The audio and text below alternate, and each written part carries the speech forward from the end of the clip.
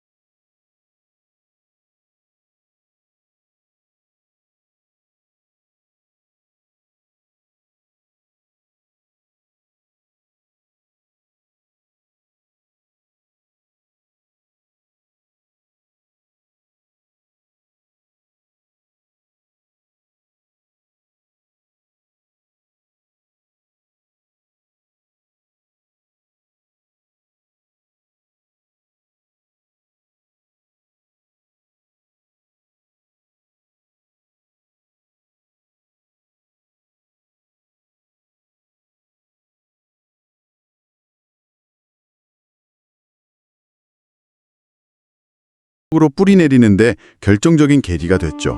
학문 공동체를 만들어서 이 새로운 방법론을 확산시키려고 노력했군요. 대단합니다. 다섯째, 프리슈의 업적, 동태 경제 분석의 토대 마련. 프리슈 교수가 계량경제학의 창시자 역할 외에도 중요한 업적이 또 있다고요? 네, 아주 중요한 기여가 있습니다. 바로 동태적 분석, 다이내믹 애널리시스의 기초를 놓은 것인데요. 동태적 분석이요. 그건 뭔가요? 쉽게 말하면 경제가 시간에 따라 어떻게 변해가는지를 분석하는 방법입니다. 그전까지 경제 분석은 주로 특정 시점에서의 균형 상태를 분석하는 정태적 분석, 스태틱 애널리시스에 머무르는 경우가 많았어요. 아, 마치 사진처럼 딱 멈춰있는 순간을 보는 거군요. 그렇죠. 그런데 현실 경제는 계속 움직이고 변화하잖아요. 예를 들어 경기 변동처럼 경제가 좋아졌다가 나빠졌다가 하는 그런 파동이 왜 생기는지, 또 그런 변화가 앞으로 어떻게 이어질지 알려면 시간이 흘러감에 따라 변수들이 어떻게 상호작용하는지를 봐야 하거든요. 그 움직임을 포착하는 틀을 프리슈가 만들었다는 거군요. 네, 프리슈는 수학적 모델, 특히 미분 방정식 같은 도구를 사용해서 경제 변수들 간의 시간차를 둔 관계, 예를 들어 투자가 소득에 영향을 미치고 그 소득이 다시 다음 시점의 소비나 투자에 영향을 주는 이런 연속적인 과정을 분석할 수 있는 틀을 개발했습니다.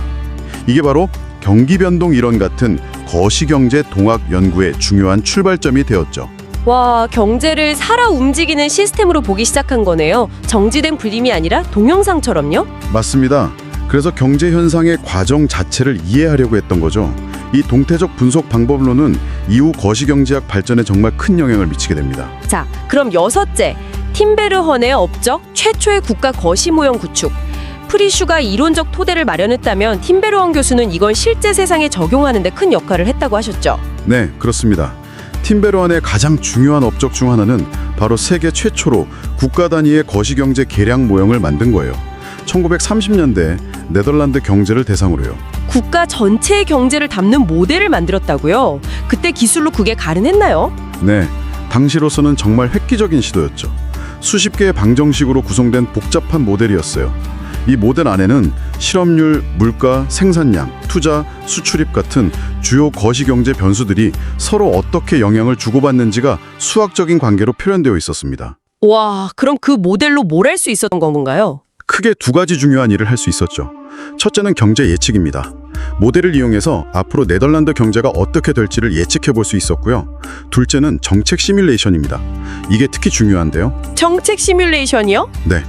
예를 들어 정부가 재정 지출을 늘리거나 중앙은행이 이자율을 바꾸면 그 정책이 실업률이나 물가에